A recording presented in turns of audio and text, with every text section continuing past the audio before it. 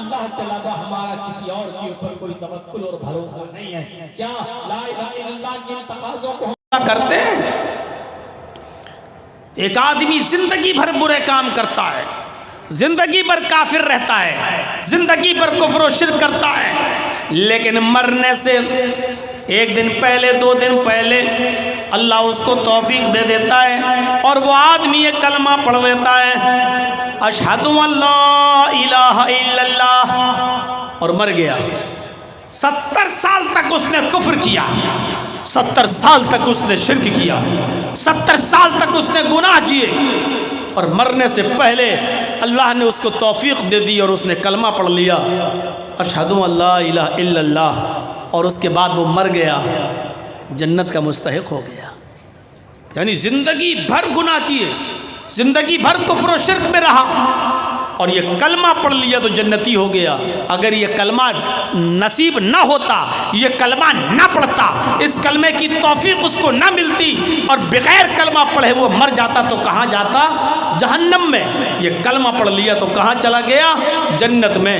اس سے پتہ چلتا ہے کہ یہی وہ کلمہ ہے جو انسان پڑھ لے تو جنتی بنا دیتا ہے، اور یہی وہ کلمہ ہے کہ جس کو پڑھے بغیر اگر کوئی انسان مر جائے تو پھر وہ جہنمی ہو جاتا ہے.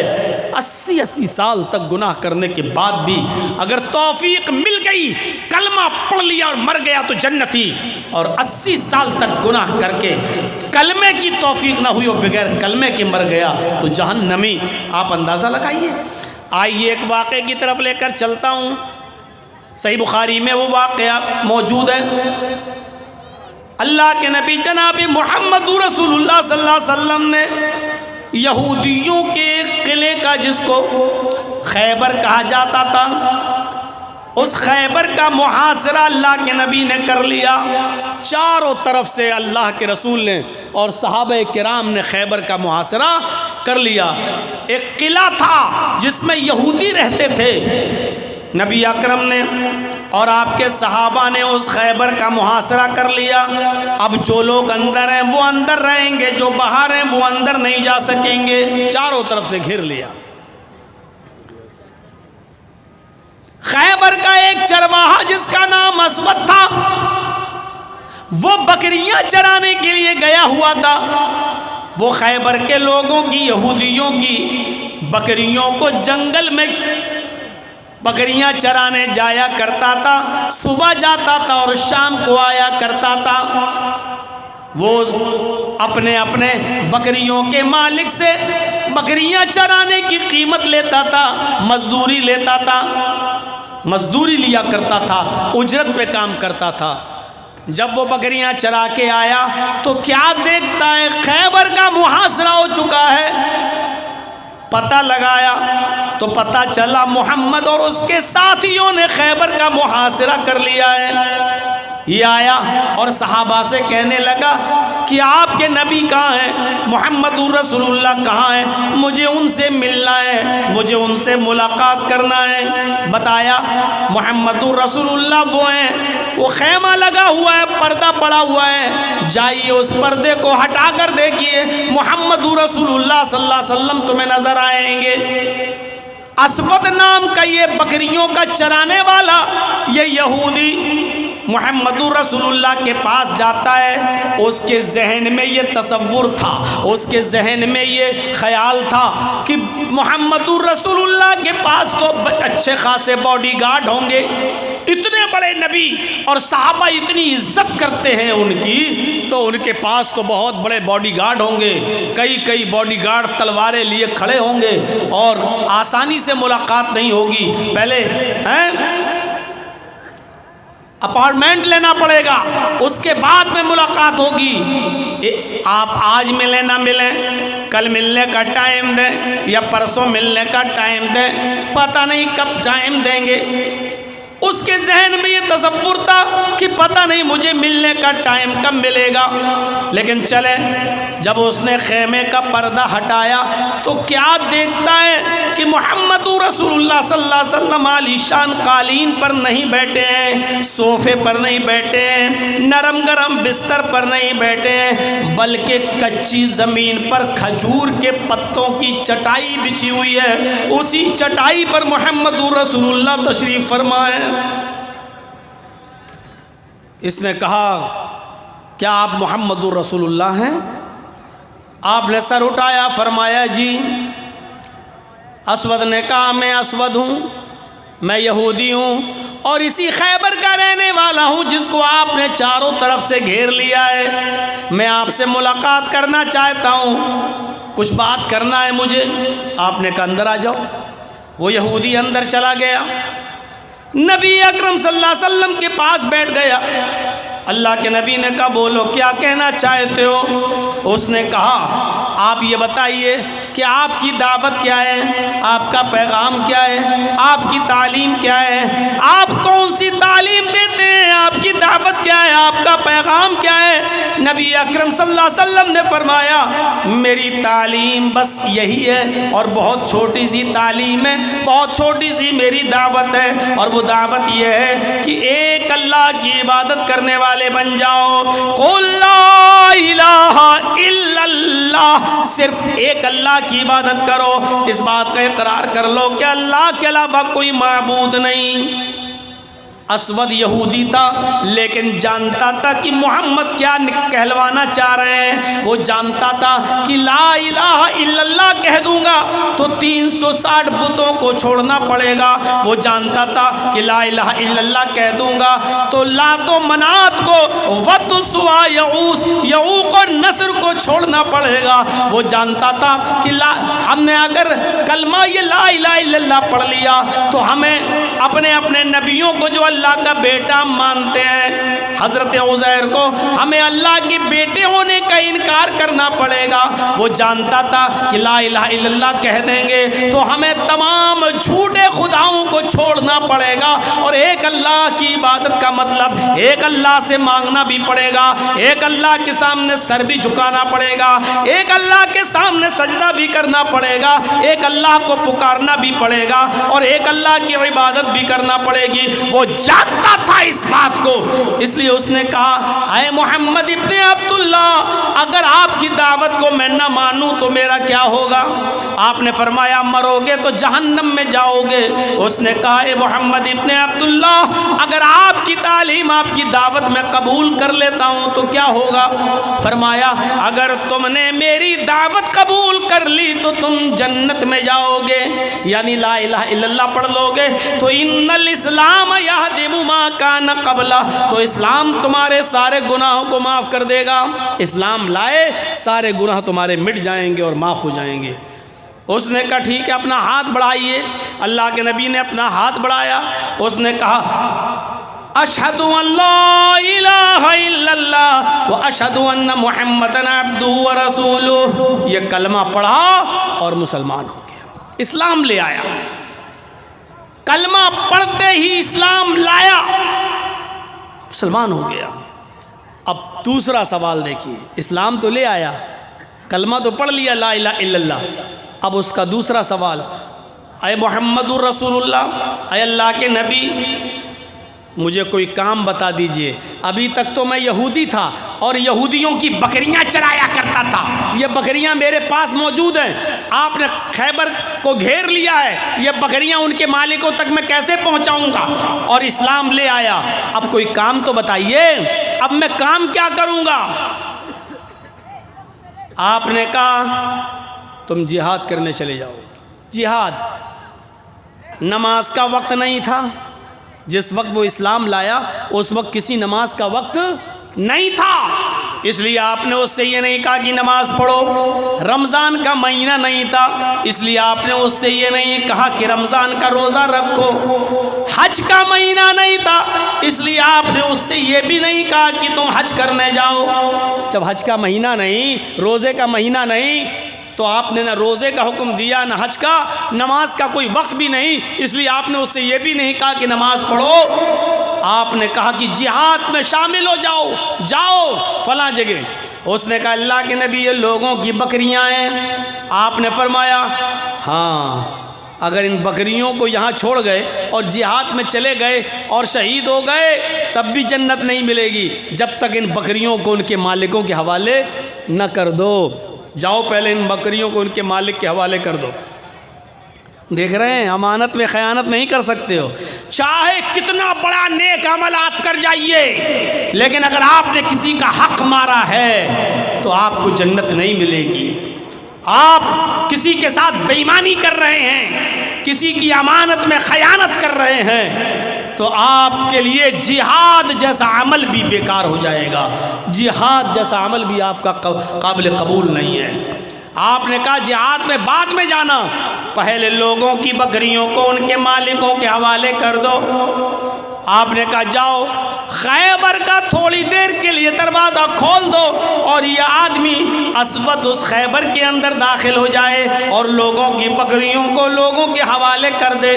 اس نے صحابہ سے کہا کہ بس ان بکریوں کو مجھے دروازے تک پہنچانا ہے، آپ دروازہ کھول دیجئے۔ جیسی دروازہ کھولا بکریاں دروازے کے اندر داخل ہو گئیں اور وہاں سے وہ اپنے اپنے گھر چلی گئیں، کیونکہ بکریوں کو اتنی شناخت تھی کہ میرا گھر کون سا ہے۔ بس دروازے تک بکریوں کو چھوڑا اور بکریاں اپنے اپنے مالکوں کے گھر چلی گئیں۔ اس کے بعد اسود نے تلوار لی اور میدان جنگ میں چلا گیا۔ اسود نے تلوار اٹھائی اور میدان جنگ میں شامل ہو گیا، پھر لڑا، کافی لڑا، اتنا لڑا کہ دو چار کافروں کو قتل بھی کیا، لیکن زیادہ دیر میدان جنگ میں نہ ٹھہر سکا اور پھر تلوار اس کی اوپر چل گئی، یعنی اسود بھی قتل کر دیے گئے، اسود بھی مارے گئے، اسود بھی شہید ہو گئے۔ اسود کی ڈیڈ باڈی پڑی ہے، اسود کی لاش زمین کی اوپر پڑی ہے۔ صحابہ آگے دیکھ رہے ہیں، جو لوگ میدان جنگ میں تھے ان کو پتہ ہی نہیں یہ کون ہے، کیونکہ ابھی اسلام لایا ہے، پتہ ہی نہیں یہ کون ہے۔ اللہ کے رسول کو بلایا گیا، اے اللہ کے نبی اس لاش کے ساتھ کیا سلوک کروں، ہم تو اس کو پہچانتے نہیں کہ یہ کون ہے۔ یہ آیا، ہماری طرف سے مدافعت کیا، دو تین کافروں کو مارا اور پھر کسی کی تلوار اس کو بھی لگ گئی اور یہ بھی مارا گیا۔ اس لاش کا کیا کروں، ہمیں تو معلوم نہیں یہ کون ہے۔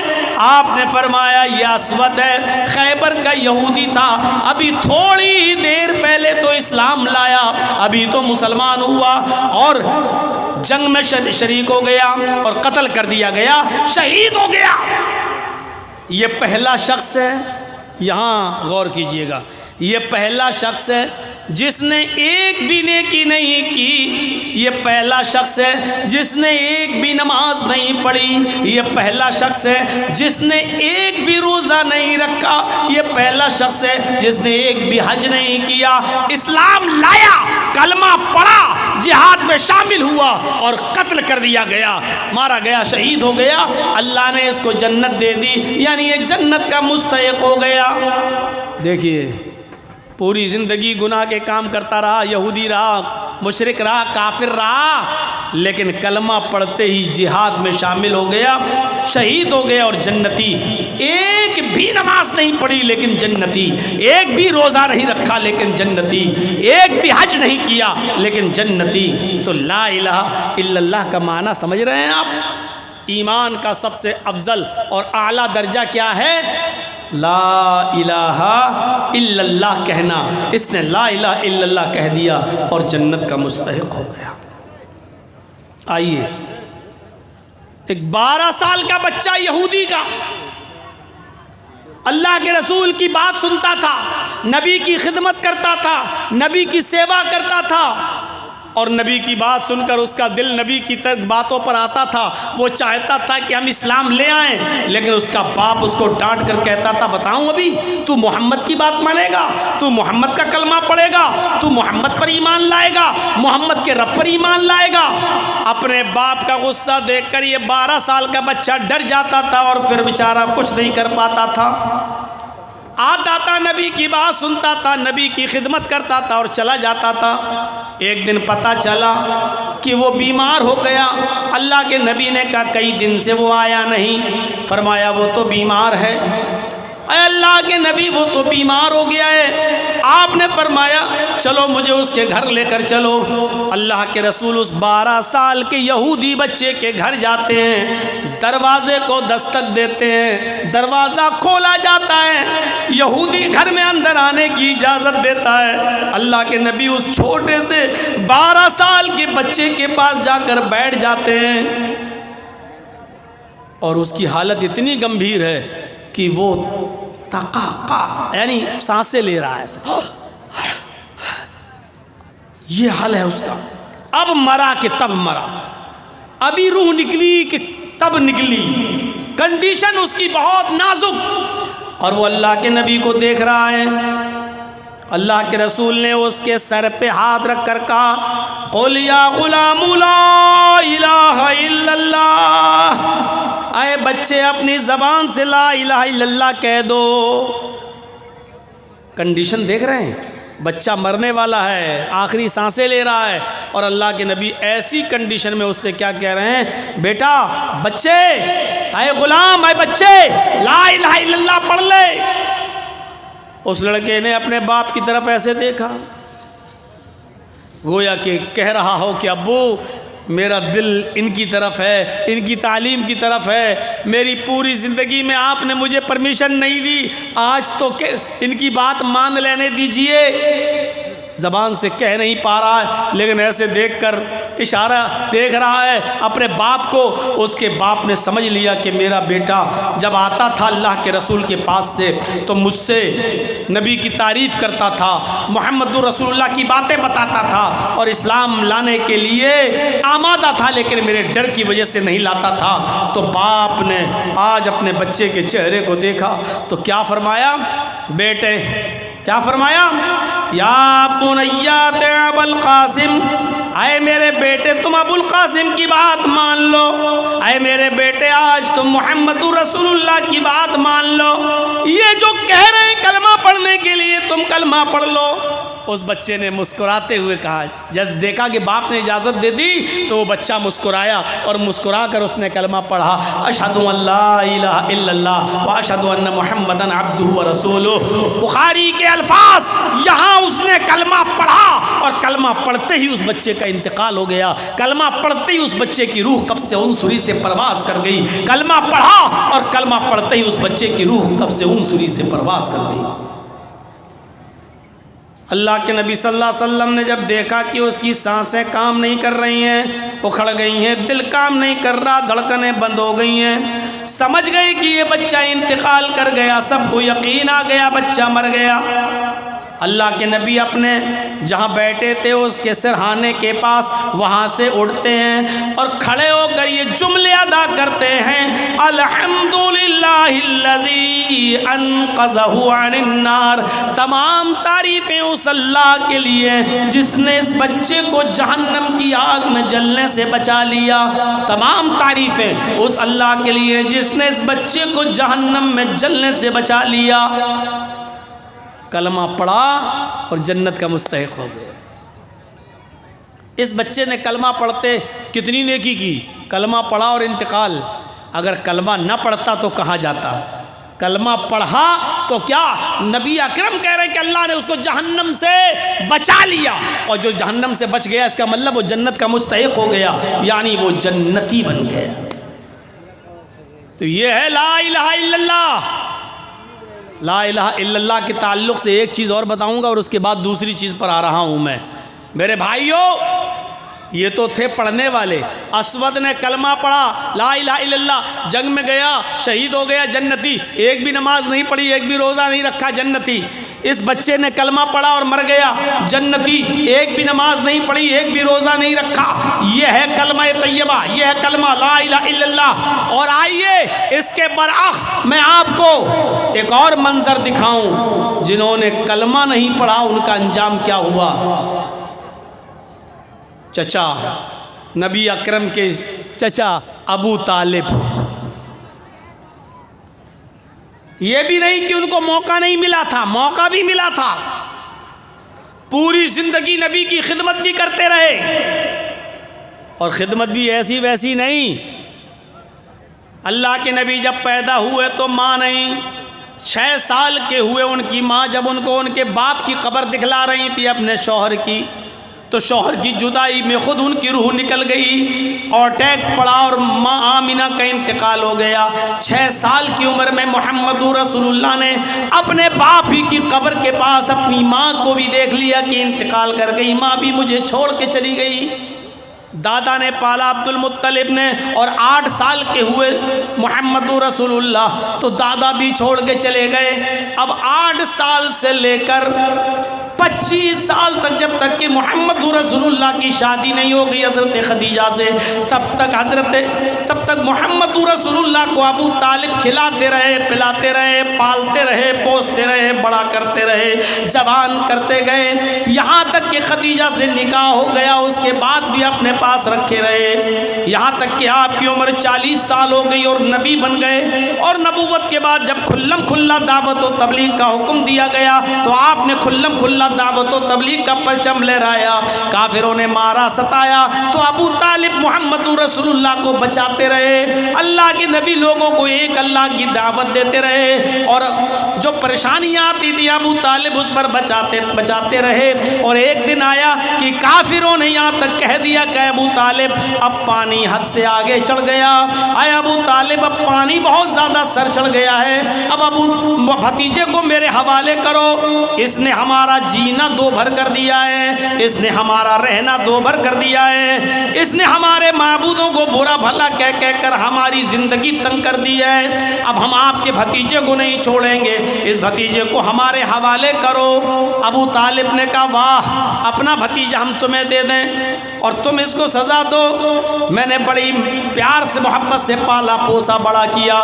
فرمایا اگر آپ کو بچے پالنے کا اتنا شوق ہے تو میں اپنا بیٹا تمہیں دے دیتا ہوں، اے ابو طالب تم اس بچے کو کھلاؤ، میں اپنا بیٹا دے دیتا ہوں، تم اس کو کھلاؤ پلاؤ بڑا کرو، وہ تمہاری خدمت کرے گا، تمہارے ساتھ رہے گا، لیکن تمہارے بھتیجے کو میں ماروں گا اور تمہارے بھتیجے کو ہمارا سماج، ہماری سوسائٹی جو سزا دے گی وہ دے گی۔ ابو طالب نے کہا واہ کتنا اچھا فیصلہ کر رہے ہو، تمہارے بچے کو میں کھلاؤں پلاؤں پال پوس کر بڑا کر کے سانڑ بناؤں، سانڑ کر دوں، اور میرے بھتیجے کو لے جا کر تم اس کی ٹکا بوٹی کرو، تم اس کو قتل کرو، تم اس کو مارو۔ کتنا اچھا فیصلہ کر رہے ہو تم، یہ فیصلہ ہے تمہارا؟ تو آئے ابو طالب تو اب سمجھ لو کہ معاملہ کتنا آگے بڑھنے والا ہے، تمہارے بھتیجے نے ہمارا رہنا دوبر کر دیا ہے، زندگی تنگ کر دی ہے، سمجھا لو اپنے بھتیجے کو، اگر نہیں مانا تو جہاں ملے گا ہم تمہارے بھتیجے کو قتل کر دیں گے۔ جب یہ سارے لوگ چلے گئے تو ابو طالب نے محمد رسول اللہ کو بلایا اور ایک ہی بات کہی کہ میرے بھتیجے میں تمہیں بیٹے کی طرح پالا ہوں، پوسا ہوں، پال پوس کر تمہیں بڑا کیا ہوں، اب ان کافروں کو ان کے حال پہ چھوڑ دو، یہ اب پانی حد سے زیادہ چڑھ گیا ہے، اب ان کی برداشت سے باہر ہو گیا ہے۔ اے میرے بھتیجے یہ تمہیں قتل کرنا چاہتے، تمہیں مارنا چاہتے ہیں، اور میں بھی اتنا کمزور ہو چکا ہوں کہ اب میں تمہاری کتنی مدد کر سکتا ہوں یہ تم دیکھ سکتے ہو۔ میرے ناتواں کاندھوں پر، میرے کمزور کاندھوں پر اتنا بوجھ نہ ڈالو کہ میں اسے برداشت نہ کر سکوں، میرے ناتواں کاندھوں پر اتنا بوجھ نہ ڈالو کہ میں اسے سہ نہ سکوں، میرے ناتواں کاندھوں پر اتنا بوجھ نہ ڈالو کہ میں اسے برداشت نہ کر سکوں۔ اس کے بعد اللہ کے نبی نے جواب دیا ہے چچا اگر یہ کافرین مکہ سورج اکھاڑ کے لائیں دائیں ہاتھ پہ رکھ دیں اور چاند اکھاڑ کے لائیں بائیں ہاتھ پر رکھ دیں، پھر بھی میں دین حق سے باز نہیں آؤں گا، پھر بھی میں لا الہ الا اللہ کی دعوت دیتا رہوں گا۔ رہی آپ کی بات تو آپ اگر مدد نہ کرنا چاہیں تو مت کیجئے، اگر آپ اپنا ہاتھ اٹھانا چاہتے ہیں تو اٹھا لیجئے، آپ کی مرضی ہے، لیکن میں تو دعوت دیتا رہوں گا۔ یہ کہہ کر آپ جانے لگے تو بھتیجے کو آواز دیتے ہوئے چچا نے بھتیجے کو آواز دی، اپنے بھتیجے کی آنکھوں میں آنسو دیکھے، محمد رسول اللہ کی آنکھوں میں آنسو دیکھے تو چچا نے ان کو آواز دی اور بلایا یا ابن اخی، آئے میرے بھائی کے بیٹے، یعنی آئے میرے بھتیجے ادھر آؤ، رونے کی ضرورت نہیں ہے، اگر تمہیں اللہ نے توحید کی دعوت دے کر بھیجا ہے، اگر تمہیں لا الہ الا اللہ کا مشن پورا کرنا ہے تو جاؤ، میں تمہیں اجازت دیتا ہوں، کھل کر تم دعوت و تبلیغ کا فریضہ انجام دو۔ اے میرے بھتیجے، میری زندگی میں کوئی تمہاری اوپر آنچ نہیں آ سکتی، میری زندگی میں کوئی بھی تمہیں ٹچ نہیں کر سکتا، میں کمزور ہو گیا ہوں، کوئی بات نہیں، لیکن ابھی زندہ ہوں، دیکھتا ہوں کہ میری زندگی میں تمہارا کون کیا کرتا ہے، جاؤ تم دعوت کا کام کرو، تم لا الہ الا اللہ کی دعوت دو۔ اتنی مدد کی تھی چچا نے، ابو طالب نے، اتنی مدد۔ لیکن جب ابو طالب کے مرنے کا وقت آیا، آخری وقت ہے، بوڑھے ہو چکے ہیں، آخری سانسیں لے رہے ہیں، تو اس موقع پر اللہ کے نبی صلی اللہ علیہ وسلم نے اپنے چچا سے کہا، قُلْ يَا عَمِّي لَا إِلَهَ إِلَّا اللَّهُ، آئے میرے چچا لا الہ الا اللہ کہہ دو، آئے میرے چچا آخری وقت ہے، اس بیماری میں کوئی آدمی بچتا نہیں ہے، آئے میرے چچا لا الہ الا اللہ کہہ دو۔ چچا نے انکار کیا، اللہ کے نبی نے فرمایا، قُلْ يَا عَمِّي لَا إِلَهَ إِلَّا اللَّهُ فِي أُذُنِي، آئے میرے چچا اگر یہ کلمہ زور سے نہیں پڑھ سکتے ہو کہ لوگ سن لیں گے اور آپ کے مرنے کے بعد آپ کو تانے ماریں گے، اگر اس لیے نہیں پڑھنا چاہتے ہو تو کوئی بات نہیں، میں اپنا کان آپ کی طرف بڑھا رہا ہوں، آئے میرے چچا میرے کان میں کہہ دو لا الہ الا اللہ۔ دیکھ رہے ہیں، فی اذنی، اے چچا میرے کان میں کہہ دو اشہد ان لا الہ الا اللہ، صرف دھیرے سے میرے کان میں کہہ دو۔ اگر دھیرے سے میرے کان میں کہہ دیا اشہد ان لا الہ الا اللہ، قسم ہے اس ذات کی جس کے قبضے میں میری جان ہے، میں اللہ کے سامنے گواہی دے دوں گا کہ اللہ مرنے سے پہلے میرے چچا نے کلمہ پڑھا ہے، لا الہ الا اللہ کا اقرار کیا ہے، تو میرے چچا کو بخش دے، میں بخشوا لوں گا اللہ سے، بس میرے کان میں کہہ دیجئے۔ لیکن ابو طالب نے کیا کہا، آئے میرے بھتیجے میں آہستہ سے اور کان میں بھی لا الہ الا اللہ نہیں پڑھ سکتا، میں نہیں چاہتا کہ میرے مرنے کے بعد لوگ مجھے یہ کہیں کہ دیکھو ابو طالب نے آخری وقت میں اپنے باپ دادا کا دین چھوڑ دیا ہے۔ اے میرے بھتیجے، میں اسی دین پر مرنا چاہتا ہوں جو دین پر میرا باپ مرا ہے عبد المطلب، میں اسی دین پر مرنا چاہتا ہوں، اور کلمہ نہیں پڑھا۔ ابو طالب کا انتقال ہو گیا، ابو طالب مر گئے، لیکن کلمہ ان کو نصیب نہیں ہوا۔ اور جانتے ہو پھر کیا ہوا؟ جب کلمہ نہیں پڑھا تو کہاں گئے؟ جہنم میں۔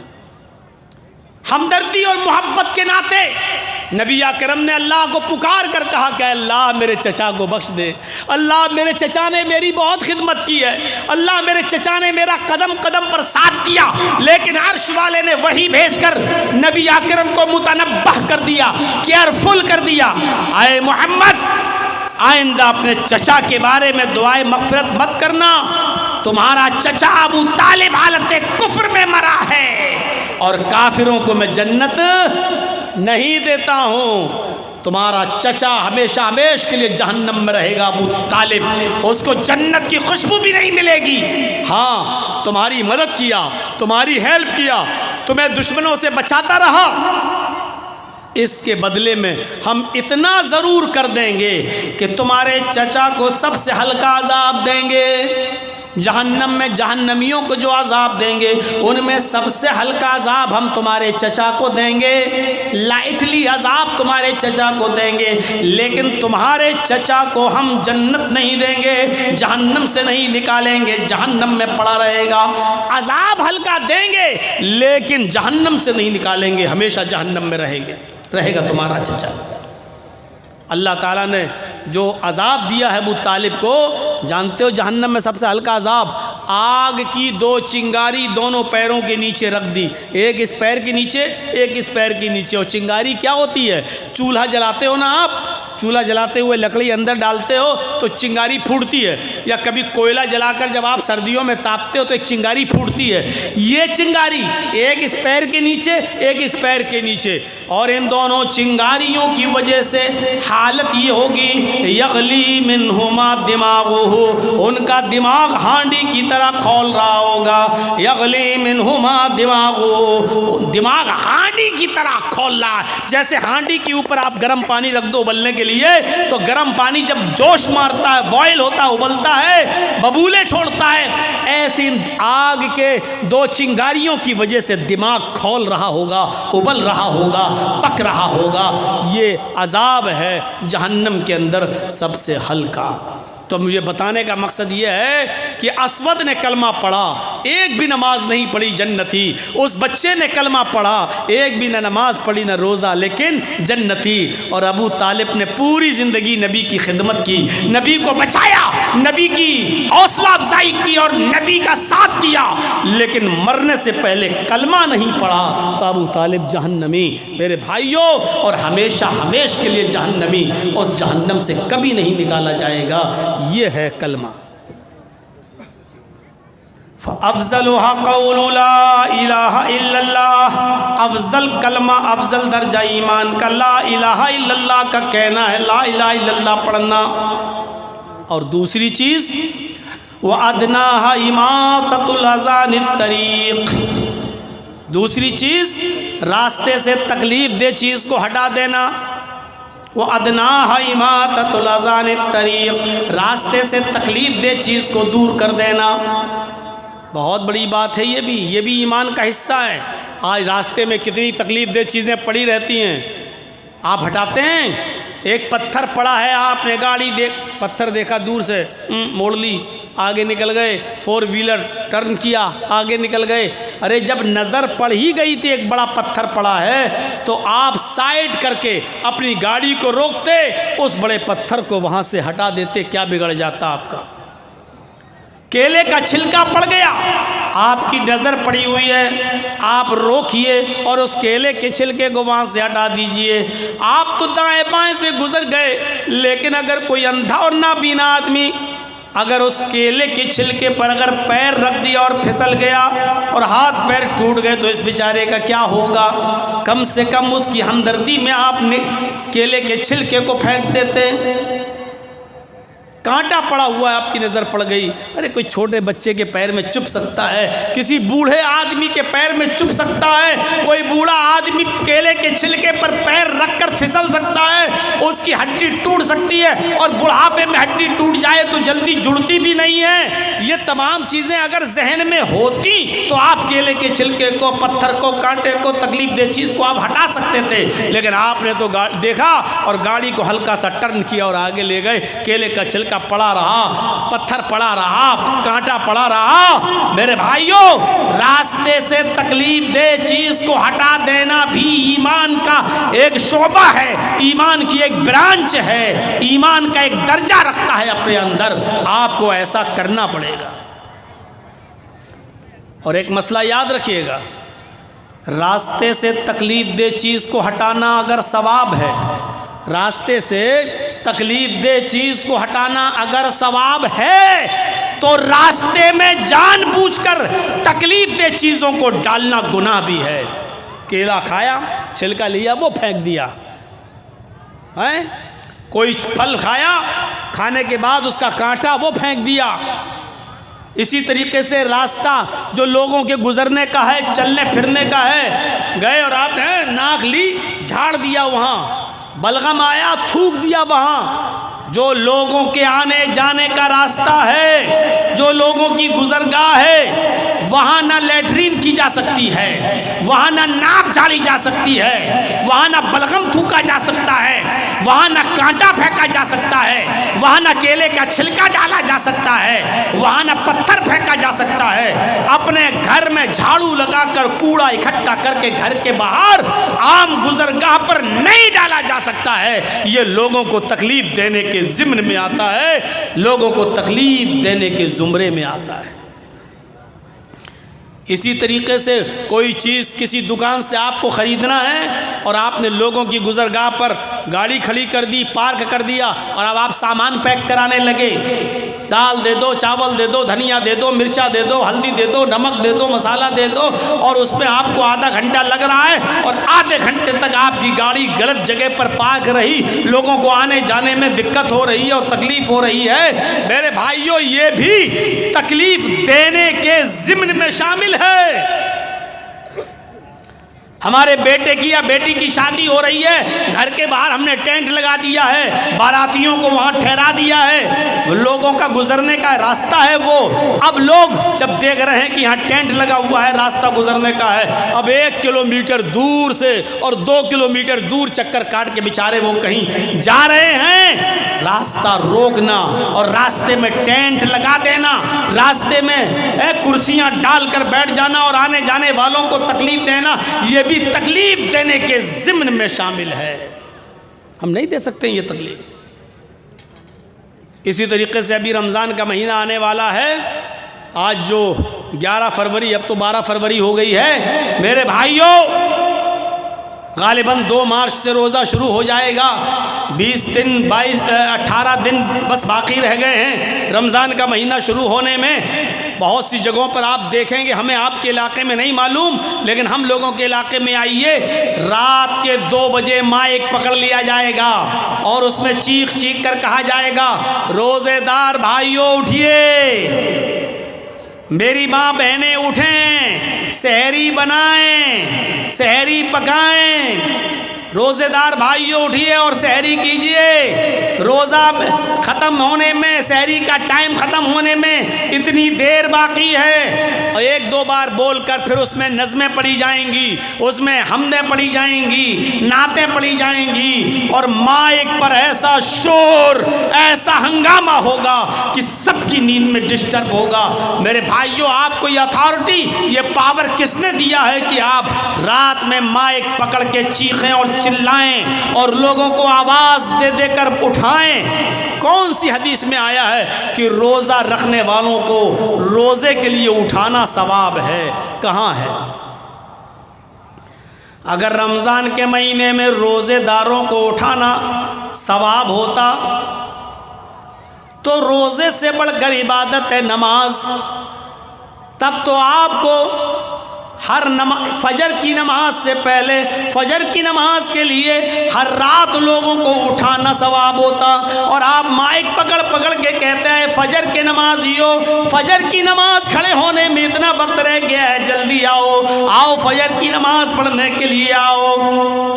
نماز تو روزے سے بڑی عبادت ہے۔ اگر نماز کے لیے لوگوں کو مائک لے کر اٹھانا جائز نہیں ہے تو میرے بھائیو پھر روزے کے لیے آپ کو مائک پکڑ کے لوگوں کو اٹھانا کہاں سے جائز ہو جائے گا؟ اب آپ کہیں گے کیا روزے داروں کو اٹھانا گناہ ہے؟ ارے اٹھا دیا تو کیا ہو گیا؟ میرے بھائیو، آپ صرف روزے داروں کو نہیں اٹھا رہے ہیں، آپ ان لوگوں کو بھی بیدار کر رہے ہیں جن کی اوپر روزہ نہیں ہے۔ ایک بوڑھا آدمی ہے جس کی عمر 90 سال ہو چکی ہے، اب وہ روزہ نہیں رکھ سکتا ہے، کمزوری ہے اس کو، بہت زیادہ نقاہت ہے، کمزوری ہے، اب فدیہ دے گا بس۔ اگر وہ نہیں دے سکتا تو اس کی اولاد دے گی، ایک مسکین کو کھانا کھلائے گی روزے کے بدلے میں، فدیہ اس کی اوپر، لیکن اب اس کی اوپر روزہ نہیں ہے، اب وہ بیچارہ روزہ رکھنے کے لائق نہیں ہے۔ اب آپ جب اٹھا رہے ہیں مائک میں شور کر رہے ہیں، ہنگامہ کر رہے ہیں، تو وہ بیچارہ اس بوڑھے آدمی کی نیند بھی کھل رہی ہے۔ ایک آدمی نے مجھے بتایا، مولانا روزے کے دنوں میں ہمارے علاقے کے ایک آدمی نے مجھے بتایا کہ مولانا اتنی زور زور سے شور ہوتا ہے کہ ہمارے باپ جن کی عمر 85 سال ہے اٹھ جاتے ہیں، بیدار ہو جاتے ہیں، جبکہ میرے باپ کا علاج چل رہا ہے، وہ مائنڈلی ڈسٹرب بھی ہیں، اب ان کا دماغی توازن ٹھیک نہیں ہے، مائیگرین کی بیماری ہے، ان کو نیند کی گولی دینا پڑتی ہے، ان کو ڈپران 10 mg کی چل رہی ہے، جب وہ ڈپران 10 mg کی دیتے ہیں تب ان کو نیند آتی ہے، جب وہ سو جاتے ہیں، لیکن اگر مائک کی آواز سن لیں تو ان کی نیند میں ڈسٹرب ہو جاتا ہے، پھر ان کو کوئی بھی ٹیبلٹ دے دو پھر نیند نہیں آتی، اور جب وہ مائک کی آواز سے اٹھ جاتے ہیں تو پھر بے چین رہتے ہیں اور پورے گھر والوں کو پھر پریشان کرتے ہیں۔ میرے بھائیوں مجھے بتاؤ اس آدمی کی اس پریشانی کا ذمہ دار کون ہے؟ آپ اس آدمی کی بھی نیند میں ڈسٹرب کر رہے ہیں جس کو نیند کی سخت ضرورت ہے۔ ایک حاملہ عورت جس کے پیٹ میں حمل ہے، بچہ ہے، شریعت اس کو اجازت دیتی ہے ابھی روزہ نہ رکھے، اگر روزہ رکھے گی تو کمزور ہو جائے گی، کھائے گی پیے گی نہیں تو پیٹ کا بچہ بھی مر سکتا ہے، شریعت اجازت دیتی ہے کہ ابھی وہ روزہ چھوڑ دے۔ اب آپ جب مائک پر چیختے ہو چلاتے ہیں تو اس عورت کی بھی نیند کھل جاتی ہے جس کے اوپر روزے کی رخصت ہے، جس کے اوپر روزہ بھی نہیں ہے۔ ایک مرضیہ عورت جو دودھ پلاتی ہے اپنے بچے کو، شریعت کہتی ہے جب تک وہ اپنے بچے کو دودھ پلا رہی ہے روزہ چھوڑ دے، کیونکہ ماں جب کھائے گی تو دودھ بنے گا، جب دودھ بنے گا تو بچے کو پلائے گی، اور جب کھائے گی ہی نہیں تو دودھ نہیں بنے گا، اور جب دودھ نہیں بنے گا تو بچہ پیے گا کیا؟ اس لیے دودھ پلانے والی عورت جب تک بچہ دودھ پی رہا روزہ چھوڑ سکتی ہے اور بعد میں اس کی قضا کرے گی۔ تو میرے بھائیوں اب غور کیجئے، اس عورت کے اوپر جب روزہ نہیں ہے تو آپ اس کو کیوں اٹھا رہے ہیں؟ آپ اس کی نیند میں بھی ڈسٹرب کر رہے ہیں، اس کی بھی نیند کھل رہی ہے۔ تو اماطۃ الاذى عن الطریق، راستے سے تکلیف دہ چیز کو دور کر دینا، یہ بھی ایمان کا ایک حصہ ہے۔ دو چیزیں ہو گئیں، تیسری چیز پر ہلکا سا اشارہ کروں گا میں، ذرا غور کیجئے تیسری چیز کیا ہے، اور اس تیسری چیز کا تعلق ہماری ماں بہنوں سے بھی ہے، ہماری ماں بہنیں آئی ہوں گی، ذرا وہ بھی غور کریں، یہ تیسری چیز کا تعلق مردوں سے زیادہ عورتوں سے ہے۔ والحیاء شعبۃ من الایمان، اور حیا ایمان کا ایک شعبہ ہے۔ تین چیزیں بتائی تھیں، لا الہ الا اللہ ہو گیا، اس پر اماطۃ الاذى یعنی راستے سے تکلیف دہ چیز کو ہٹا دینا، اس پر بھی میں نے تھوڑی گفتگو کر دی۔ اب تیسری چیز والحیاء شعبۃ من الایمان، حیا شرم بھی ایمان کا ایک شعبہ ہے۔ اللہ کے نبی صلی اللہ علیہ وسلم نے فرمایا، بخاری شریف کی روایت ہے، اذا لم تستحی ففعل ما شئت، جب تیرے اندر سے شرم نکال لی گئی، جب تیرے اندر شرم نہیں رہی تو جو تیرے دل میں آئے وہ کر، ففعل ما شئت، تو جو تیرا دل چاہے وہ کر۔ یعنی جب کسی انسان کے اندر سے شرم نکل جائے، حیا نکل جائے، تو پھر جو دل میں آئے وہ کرے گا، اس کو کوئی پرواہ نہیں ہوگی کہ میں کیا کر رہا ہوں۔ کل تک ہماری خوبصورت لڑکیوں اور عورتوں کے گالوں کے خوبصورت گالوں کو کبھی آسمان کی نظروں نے بھی نہیں دیکھا تھا، آج حالت یہ ہو گئی ہے کہ انسٹاگرام پر اور ٹک ٹاک پر آپ ڈانس کرتی ہوئی نظر آ رہی ہیں۔ مجھے نہیں معلوم کہ آپ کے بہار کا، کٹیہار کا اور پورنیہ اور ہریا اور جھارکھنڈ آپ کا گڈا صاحب گنج، ان تمام علاقوں کا معاملہ کیا ہے، مجھے نہیں معلوم۔ آپ غور کر کے دیکھیے کہ آپ کے انسٹاگرام پہ آپ کے علاقے کی لڑکیاں کیا کر رہی ہیں، ہمیں اتنی جانکاری نہیں ہے۔ ہم لکھنؤ سے تعلق رکھتے ہیں، لکھنؤ کے بارے میں ہمیں اتنا معلوم ہے کہ بڑے بڑے حاجیوں، بڑے بڑے نمازیوں اور بڑے بڑے ملاؤں اور بڑے بڑے مولویوں اور بڑے بڑے حافظوں اور بڑے بڑے قاریوں کی لڑکیاں بھی انسٹاگرام پر اپنے سروں سے دوپٹے اتار اتار کر ریل بنا رہی ہیں، انسٹاگرام پہ ڈانس کرتی ہوئی نظر آ رہی ہیں، ناچ رہی ہیں۔ ان کے کپڑے چھوٹے ہو چکے ہیں، شارٹ ہو چکے ہیں، ان کے پنڈلیاں کھل چکی ہیں، ان کے گھٹنے بھی کھل چکے ہیں۔ میری پیارے ساتھیوں غور کرو، جب حاجیوں اور نمازیوں کی بیٹیاں محفوظ نہیں رہیں تو اور دوسروں کے بارے میں کیا بات کریں۔ اذا لم تستحی ففعل ما شئت، جب تیرے اندر سے شرم و حیا ہی نکال لی گئی تو جو تیرے دل میں آئے وہ کر۔ جب شرم و حیا نہیں رہے گی تو انسان یہی سب کرے گا۔ سوچئے تو صحیح، ویسٹرن کلچر نے ہمیں کہاں پہنچا دیا۔ مغربی تہذیب نے ہمیں کہاں پہنچا دیا، پشچمی سبھیتا نے آج ہمیں کہاں پہنچا دیا۔ اب جب لڑکی اپنے گھر میں قید رہنے کو اور اپنے گھر میں مستقل رہنے کو اپنی انسلٹ سمجھنے لگے تو پھر آپ اندازہ لگاؤ کہ یہ ہم اور آپ کہاں جا رہے ہیں۔ اس سے کہو کہ اپنے باپ کے لیے کھانا بناؤ، ثواب ہے، اپنے بھائی کو کھانا کھلاؤ تو ثواب ہے، اپنے بھائی کے کپڑے دھل دو، بہن اگر دھل دے گی تو کیا بگڑ جائے گا۔ افسوس یہ ہے اگر بہن اپنے بھائی کے لیے گھر میں کھانا بنا دے تو آج کی عقل پرستی کہتی ہے کہ عورت کی ذلت ہے۔ اگر گھر میں اپنے باپ کے لیے کھانا بنا کر اس کو سرو کر دے تو آج کی دنیا کہتی ہے کہ یہ دیکھو کہ عورت کو گھر کے چار دیواری میں قید کر کے رکھ دیا۔ اور وہی ہماری بہن، وہی ہماری بیٹی کسی کلب میں جا کر شراب کی بوتل اور بیئر کی بوتلیں کسٹمروں کے سامنے اور ناچ و گانا دیکھنے آنے والے لوگوں کے سامنے سرو کر دے تو یہ ترقی؟ سوچئے تو، دماغ لگائیے۔ ہماری بہن اگر ہمارے لیے ہمارے گھر میں کپڑا دھل دے تو یہ دقیانوسی، اور ہوٹلوں میں جا کر کام کرے اور مسافروں کے لیے کپڑا دھلے، چادر دھلے اور اس کو بیڈ بستر پہ بچھائے تو یہ ترقی یافتہ۔ ہماری بہن اور ہماری بیٹی اگر کھانا لا کر ہمیں سرو کر دے تو دقیانوسی، لیکن پلین کے اندر، فلائٹ کے اندر جائی اور پلین کے اندر وہی اسکرٹ پہن کر اگر ہماری وہی بہن اور ہماری بیٹی پیسنجرز کے سامنے کھانا سرو کر دے، ان کے سامنے بریک فاسٹ سرو کر دے تو ترقی یافتہ۔ اس عقل نے ہمیں کہاں کا چھوڑا ہے؟ اپنے بھائی، اپنے باپ کے لیے، اپنی ماں کے لیے، اپنی بہن کے لیے کھانا سرو کرنا تو دقیانوسی ہو گیا، اور باہر والوں کے لیے کھلانا پلانا ترقی یافتہ ہونے، لڑکی کی ترقی یافتہ ہونے کی نشانی ہو گئی۔ فرمایا اذا لم تستحی ففعل ما شئت، جب تمہارے اندر شرم و حیا نہیں رہے گی تو جو تیرا دل چاہے گا وہ کرے گا۔ ہماری بہنوں اور بیٹیوں سے جب شرم و حیا نکال لی گئی تو یہی سوچ آ گئی۔ ورنہ میرے بھائیو غور کرو، شریعت تو یہاں تک کہتی ہے، اور یہ سب کو معلوم ہے کہ عورت مسجد میں نماز پڑھنے جا سکتی ہے، اجازت ہے، عورت مسجد میں نماز پڑھنے جا سکتی ہے، بلکہ اللہ کے نبی نے یہاں تک فرمایا لا تمنعوا ماء اللہ یصلین فی المسجد، اگر تمہاری عورتیں مسجدوں میں نماز پڑھنے جائیں تو ان کو ہرگز مت روکو، ان کو جانے دو۔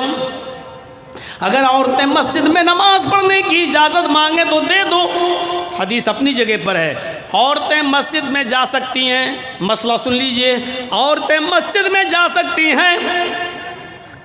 دوسری بات ذہن میں رکھیے، اگر کوئی عورت آپ سے، آپ کی بیوی، آپ کی بہن بیٹی اگر مسجد میں نماز پڑھنے کی اجازت مانگے تو آپ اس کو روکو مت، مسجد میں نماز پڑھنے کی اجازت دے دو، اپنی جگہ پر صحیح۔ لیکن ان تمام چیزوں کے باوجود شریعت کیا کہتی ہے؟ اللہ کے نبی کا ایک حدیث اور موجود ہے، اس کے باوجود آپ نے فرمایا عورت کی اپنے گھر میں نماز پڑھنا مسجد میں نماز پڑھنے سے زیادہ بہتر ہے۔ عورت مسجد میں نماز پڑھنے جا سکتی ہے، عورت مسجد میں نماز پڑھنے جائے تو اس کو بالکل مت روکو، اس کو روکنے کا ادھیکار مردوں کو نہیں ہے، لیکن اس کے باوجود عورت سے یہ کہا جا رہا ہے اے عورت تو اگر اپنے گھر میں نماز پڑھتی ہے تو یہ تیرے لیے زیادہ بہتر ہے، کیونکہ تو مسجد میں آنے والے مردوں سے دور رہے گی، تو مردوں سے جتنا دور رہے گی اتنا تیرے لیے بہتر ہے۔ عورت کی اپنے گھر میں نماز مسجد کی نماز سے بہتر ہے۔ اس کے بعد فرمایا عورت کا اپنے برآمدے میں نماز پڑھنا، عورت کا اپنی گیلری میں، اپنے برآمدے میں نماز پڑھنا، گھر کے صحن میں نماز پڑھنا پڑھنے سے افضل ہے۔ گھر کے صحن میں تو کوئی نہ کوئی آتا رہتا ہے، اس لیے برآمدے میں نماز پڑھے گی تو اور زیادہ افضل ہے۔ اور اس ٹکڑے پر غور کیجئے گا، اس ٹکڑے پر غور کیجئے گا، عورت کا اپنے کمرے میں، اپنی کوٹھری میں، جس میں وہ اپنے شوہر کے ساتھ رہتی ہے، اور رات میں وہ کمرہ بند کر لیا جاتا ہے، یعنی جس کمرے میں وہ اپنے ہسبینڈ کے ساتھ رہتی ہے، اس کوٹھری میں، اس کمرے میں نماز پڑھنا گھر کے برآمدے میں نماز پڑھنے سے افضل ہے۔ یعنی وہ عورت جو اپنے کمرے میں، گھر کے اندر، کوٹھری میں اندر نماز پڑھے گی وہ اور زیادہ افضل ہے، کیونکہ وہ مردوں سے اتنا ہی زیادہ دور رہے گی۔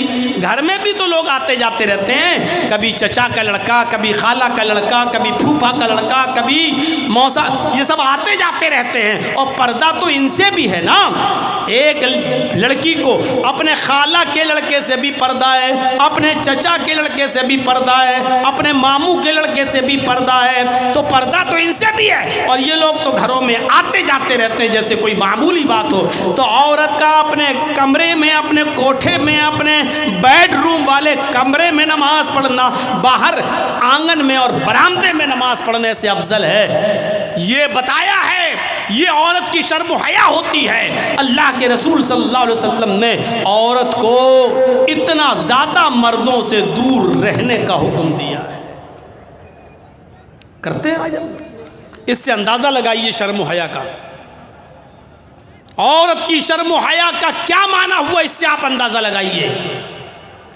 ہاں، اس کے باوجود اگر کوئی عورتیں مسجد میں آنا چاہیں پردے کے ساتھ تو آ سکتی ہیں، کوئی بات نہیں، لیکن ایک اور نقطہ دیکھیے، اگر تم مسجد میں جا بھی رہی ہو تو جاؤ، نماز پڑھنے کے لیے اجازت ہے، لیکن اس وقت بھی تمہارے لیے ایک حکم ہے۔ اللہ کے نبی کے زمانے میں عورتیں مسجد میں آیا کرتی تھیں، ہر عورت چاہتی تھی کہ میں محمد رسول اللہ کے پیچھے نماز پڑھوں۔ نبی کے پیچھے نماز پڑھنے کا مقام و مرتبہ ہی کچھ الگ ہے، تو ہر عورت چاہتی تھی کہ میں نبی کے پیچھے نماز پڑھوں، اور وہ جایا بھی کرتی تھی اور نبی کے پیچھے نماز بھی پڑھتی تھی۔ اس موقع پر اللہ کے نبی صلی اللہ علیہ وسلم نے پہلی صف کی فضیلت بتائی، مردوں کو خطبہ دیتے ہوئے پہلے صف کی فضیلت بتائی۔ آپ نے فرمایا لوگو نماز کی پابندی کرو، کوشش کرو پہلے صف میں نماز پڑھنے کی۔ تمہیں نہیں معلوم پہلے صف میں نماز پڑھنے کا ثواب کتنا ہے؟ آپ نے فرمایا اگر لوگوں کو یہ پتہ چل جائے کہ اگلی صف میں، سب سے اگلی صف میں نماز پڑھنے کا ثواب کتنا زیادہ ہے، تو لوگ لڑنے لگیں گے اگلی صف میں آنے کے لیے، جھگڑا کرنے لگیں گے آگے والی صف میں نماز پڑھنے کے لیے، یہاں تک کہ قرآن اندازی کی نوبت آ جائے گی، یہاں تک کہ قرآن اندازی کی نوبت آ جائے گی، پرچیاں اٹھانے لگیں گی اور نام پڑھا جانے لگے گا۔ نام ہے، کس کا نام آیا اس کو آگے کر دیا جائے، کس کا نام آیا اس کو آگے کر دیا جائے، لہذا قرآن اندازی کی نوبت آ جائے گی۔ اتنا زیادہ ثواب ہے اگلی صف میں نماز پڑھنے کا کہ اگر لوگوں کو بتا دیا جائے کہ اس کا ثواب کتنا ہے تو لوگ لڑنے اور جھگڑنے لگیں گے اگلی صف کے لیے۔ اب اندازہ لگائیے کتنا ثواب ہے۔ خیر صفوف الرجال اولها وشرها آخرها، مردوں کے لیے سب سے بہتر ہے کہ وہ اگلی صف میں نماز پڑھیں۔ ثواب کے اعتبار سے مردوں کی اگلی صف سب سے بہتر ہے، اور سب سے بری صف ہے سب سے پیچھے والی۔ سب سے لاسٹ میں آیا، سب سے پیچھے اس کو جگہ ملی، سب سے پیچھے نماز پڑھ رہا ہے، اللہ اکبر۔ مرد کی سب سے پچھلی صف سب سے بری صف ہے ثواب کے اعتبار سے، ثواب کی کمی و بیشی کے اعتبار سے سب سے بیکار صف کون سی ہے؟ سب سے پچھلی صف۔ اگلی صف کا ثواب دیکھ لیا، لیکن عورتوں کے بارے میں کیا فرمایا؟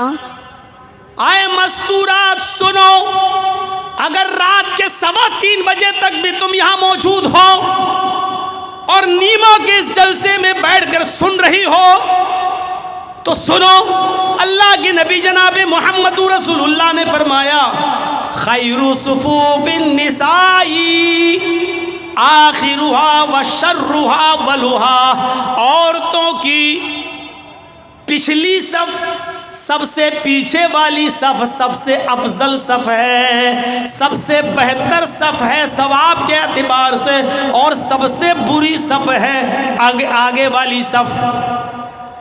جرجی صاحب نماز پڑھا رہے ہیں، اللہ اکبر، میرے پیچھے مردوں کی 5 صفیں لگی ہوئی ہیں، 5 صفیں مردوں کی، اس کے بعد پردہ پڑا ہوا ہے، اور پردے کے پیچھے عورتوں کی 5 صفیں لگی ہوئی ہیں، 5 مردوں کی ہیں، 5 عورتوں کی ہے، بیچ میں پردہ پڑا ہوا ہے۔ تو جرجیت صاحب کے پیچھے جو مردوں کی اگلی صف ہے وہ ثواب کے اعتبار سے سب سے بہتر ہے، اور جو سب سے 5ویں صف جو سب سے پچھلی صف ہے وہ سب سے بیکار صف ہے ثواب کے اعتبار سے مردوں کی۔ لیکن اس کے بعد پردہ پڑا ہے، اور پردے کے بعد 5 صفیں عورتوں کی لگی ہوئی ہیں، ان 5 صفوں میں سب سے پیچھے والی جو صف ہے عورتوں کی وہ سب سے افضل صف ہے۔ سب سے زیادہ ثواب عورت کو تب ملے گا جب وہ سب سے پیچھے والی صف میں نماز پڑھے گی، اور ثواب سب سے کم اس وقت ملے گا جب وہ آگے والی صف میں، یعنی عورتوں کی آگے والی صف بھی سب سے بری صف ہے ثواب کے اعتبار سے، پیچھے والی صف سب سے افضل ہے کیونکہ وہ مردوں سے اتنا ہی دور رہے گی۔ میری ماں، میری بہنوں سنو، جب مسجد کے اندر بھی پردے کے باوجود تمہاری سب سے پیچھے والی صف کو سب سے اچھی صف اس لیے کہا گیا ہے کیونکہ تم مردوں سے دور رہو۔ جب مسجد میں مردوں سے دور رہنے کا حکم ہے تمہارے لیے، تو شادیوں میں، بیاہوں میں، رسم و رواج میں، کالجوں میں، اسکولوں میں، اور نیتا نگری میں، بازاروں میں اور مارکیٹوں میں اور شادیوں میں تمہارا مردوں کے ساتھ ایک ساتھ جمع ہونا جائز کہاں سے ہو جائے گا، اور تمہیں اس کی پرمیشن کہاں سے مل جائے گی جب مسجد کے اندر بھی پردے کے باوجود، پردہ ہونے کے باوجود تمہاری پچھلی صف سب سے افضل ہے، آگے والی صف سب سے بری ہے، تو پھر تمہیں عام جگہوں پر مردوں کے ساتھ خلط ملط ہونے کی اجازت کس نے دے دی ہے؟ جلسوں میں مردوں کے ساتھ میلے اور ٹھیلے لگانے کی اجازت کس نے دے دی ہے؟ ایک ہی دکان پر مردوں کے ساتھ اور عورتوں کے ساتھ خرید و فروخت کی اجازت کہاں سے مل جاتی ہے؟ اور تمہیں میرے بھائیوں، اچھی بات ہے آپ کا جلسہ اور دوسری جلسوں سے الگ ہوتا ہے، یہاں پوری کوشش کی جاتی ہے کہ عورتوں کا پنڈال الگ رہے، عورتوں کی دکانیں الگ رہیں، اور لیڈیز کو کسی بھی طریقے سے مردوں تک نہ آنے دیا جائے۔ یہ بہتر چیز ہے، اچھی چیز ہے میرے بھائیوں، کوشش ہر جگہ کے لیے ایسی ہونی چاہیے، لیکن عام جگہوں پر میں دیکھتا ہوں اور دوسری جگہوں پر جہاں خلط ملط ہے، لڑکے اور لڑکیاں ایک ہی ساتھ دکانوں پر خرید و فروخت کرتے رہتے ہیں۔ میرے پیارے ساتھیوں، جرجی صاحب نماز پڑھا رہے ہیں، میرے پیچھے 5 صفیں مردوں کی لگی ہیں، ایک رکوع کے بجائے 2 رکوع کر لیا، 2 سجدوں کے بجائے 1 سجدہ یا 3 سجدے کر لیے، بھول گیا، تو اللہ کے نبی فرماتے ہیں کہ اگر مردوں کو معلوم ہو تو مرد سبحان اللہ کہہ کر یاد دلا دیں۔ پیچھے جو لوگ موجود ہیں ان کو چاہیے کہ سبحان اللہ، اللہ اکبر کہہ کر یاد دلا دیں، لیکن مردوں کو بھی معلوم نہیں، پردہ پڑا ہے، عورتوں کو معلوم ہے کہ امام صاحب بھول گئے، جرجیت صاحب بھول گئے، تو عورت کو اگر معلوم ہو جائے کہ جرجیت صاحب یا کوئی امام صاحب بھول گئے، بجائے رکوع کے سجدے میں چلے گئے یا 2 سجدوں کے بجائے 3 سجدے کر لیے، تو ان عورتوں کو حکم ہے کہ وہ سبحان اللہ نہیں کہیں گی، اللہ اکبر نہیں کہیں گی۔ او میرے بھائیوں، غور کرو، جس عورت کی آواز کا اتنا پردہ کہ سبحان اللہ تک کہنے کی پرمیشن نہیں، الحمدللہ ان جملوں سے زمین و آسمان نیکیوں سے بھر جاتے ہیں، لیکن ان جملوں کو بھی کہنے کی اجازت نہیں دی۔ اللہ کے نبی نے فرمایا کہ اگر عورت کو معلوم ہو جائے کہ امام بھول گیا تو وہ اس طریقے سے تالی بجائے گی، پیچھے سے ایسے ایسے تالی بجا کر یاد دلائے گی، اور یہ آواز امام تک پہنچ جائے گی اور امام سمجھ جائے گا کہ میں بھول گیا ہوں۔ ان عورتوں کو سبحان اللہ، اللہ اکبر جب کہنے تک کی پرمیشن نہیں ہے تو انسٹاگرام پہ گانے کی اور ڈانس کرنے کی پرمیشن کس نے دے دی ہے؟ اپنی آواز میں غیروں تک اپنی آواز کو پہنچانے کی اجازت کس نے دے دی ہے؟ یہ پرمیشن کہاں سے آ گئی؟ اذا لم تستحی ففعل ما شئت، جب تیرے اندر شرم و حیا نہیں رہے گی تو جو تیرا دل چاہے گا وہ کرے گا۔ آج وہی ہو رہا ہے، آج وہی چیز ہے سامنے۔ اور آخری چیز پر توجہ دیجئے، اللہ کے نبی فرماتے ہیں جب عورت سے نکاح کے موقع پر سوال ہوتا ہے، ہمارے ہاں تو یہ ہوتا ہے، آپ کے ہاں کیا ہوتا ہے میں نہیں معلوم، جس دن بارات آ جاتی ہے تو دولہا کے نکاح سے پہلے لڑکی کے پاس لوگ جاتے ہیں، ایک وکیل ہوتا ہے، 2 گواہ ہوتے ہیں، لڑکی والوں کی طرف سے وکیل ہوتا ہے اور لڑکے والوں کی طرف سے گواہ ہوتا ہے، یا لڑکی والوں کی طرف سے وکیل اور حالانکہ شریعت میں وکیل گواہ کچھ نہیں ہے، شریعت میں ہے ہی نہیں، لیکن یہاں ہوتا کیا ہے، ایک لڑکی والوں کی طرف سے ایک وکیل اور لڑکے والوں کی طرف سے 2 گواہ لڑکی کے پاس جاتے ہیں اور وہاں اس سے کہتے ہیں کہ فلاں فلاں کے ساتھ تمہارا نکاح کیا جا رہا ہے، کیا اتنے روپے مہر کے عوض کیا تم نے اس لڑکے کو نکاح میں قبول کیا؟ اب وہ لڑکی خاموش ہے، شرم کی وجہ سے نہیں بول رہی ہے۔ پھر اس سے کہا جاتا ہے نکاح قبول کیا؟ 2-3 بار جب لڑکی خاموش رہتی ہے تو اس کی سہیلیاں آپس میں کہتی ہیں کہہ دو ہاں کیا، کہہ دو کیا، اور جب تک وہ بیچاری بول نہیں دیتی کہ ہاں میں نے نکاح قبول کیا تو پوچھا جاتا، وکیل پوچھتا گواہوں سے تم نے سنا؟ گواہ کہہ دے کہ نہیں سنا، تو دوبارہ بولے گی لڑکی ہاں میں نے نکاح قبول کیا۔ جب وہ زور سے بول دے گی تب گواہ کہیں گے ہاں میں نے سن لیا، تب لڑکے کا نکاح ہوگا، اور یہ گواہ کہیں گے ہاں میں نے سنا ہے لڑکی نے قبول کیا۔ کیا جہالت اور بربریت ہے! یہ وکیل بھی جاہل، گواہ بھی جاہل۔ ارے تمہیں کس نے کہا تھا کہ تم اس کے پاس جاؤ؟ ارے جب لڑکی کو شادی والے دن لڑکے کی طرف سے آئے ہوئے کپڑے جب لڑکی نے خوشی خوشی پہن لیے، سمجھ لو کہ وہ راضی ہے، سمجھ لو کہ یہ اس کی اجازت ہے، اور پھر بھی تم پوچھتے ہو تو ایک بار پوچھو فلاں لڑکے کے ساتھ تمہارا نکاح کیا جا رہا ہے، کیا تمہیں قبول ہے؟ وہ نہیں بول رہی ہے، خاموش ہے۔ اب دوبارہ مت کہو اس سے، کیونکہ اللہ کے نبی نے کہہ دیا اذنھا سماعتھا، اس کی خاموشی ہی اس کی اجازت ہے، مت کہلواؤ اس سے بار بار۔ جب وہ خاموش ہو گئی وہی اس کی اجازت ہے، جب خاموشی اجازت ہے تو زبردستی کیوں کہلوا رہا ہے؟ عقل کے اندھے کیوں کہلوا رہا ہے؟ قبول کیا، زور سے بولو، کیا سنا؟ نہیں بولو، ابھی انہوں نے نہیں سنا، زبردستی تم کہلوا رہے ہو۔ ارے لڑکیوں کی شرم و حیا کا اللہ کے رسول نے اتنا خیال رکھا کہ وہ مارے شرم کے نہیں بول پائیں گی، کیونکہ ان میں شرم ہوتی ہے، حیا ہوتی ہے، اور یہ ان کی شرم و حیا کا تقاضا ہے کہ وہ نہیں کہہ پائیں گی، اس لیے ان کی خاموشی کو ہی ان کی اجازت سمجھ لو۔ یہ شرم و حیا ہے عورت کی، جو اتنا بھی نہ کہہ پائے ہاں میں نے قبول کیا۔ اللہ کے رسول کہہ رہے ہیں کہ خاموشی کو اجازت مان لو۔ اس رات کے 3:15 3:30 ہونے والے ہیں، اس وقت بھی خاموش رہنے والیوں کی چونچیں چل رہی ہوں گی، اللہ اللہ کیسے ہو، کہاں ہو، کدھر ہو، کہاں ملو گے، گڈرگوں جیسے 2 کبوتر چونچیں لڑاتے ہیں، ایسے اس رات کے 3:30 بجنے والے ہیں۔